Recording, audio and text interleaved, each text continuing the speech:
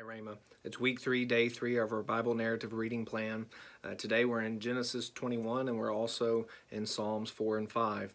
In Genesis 21, we return to the story of Hagar and Ishmael, and we see that God still cares about them even though their lives entered into the story not in the way that God intended for them to be, because Hagar is not Abraham's wife and Ishmael is not the heir that God has promised Abraham.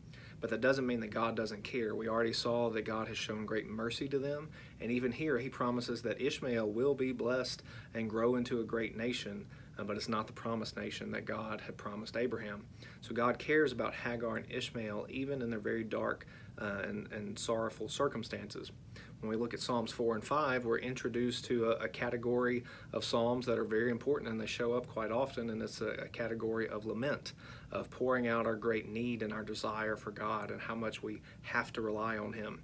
And when you look at Psalms 4 and 5 together, we see that one occurs in the evening and one occurs in the morning, and the overall emphasis is that no matter what's going on in your life, whether it's morning or evening, when we rise or when we go to bed, it's always best to trust God. He cares about us even in the deepest and darkest of our circumstances, because He alone is sovereign. He knows all things, He's in control over all things, and He knows your needs before you know them. And so it's always best to cast our cares on Him, to cry out to God for help, because He is our only true help. And we see that taught and sung in a fashion that shapes our hearts as we read Psalms 4 and 5, but we also see that play out in the lives of people we don't often think about, Hagar and Ishmael. Here's a summary of today's reading.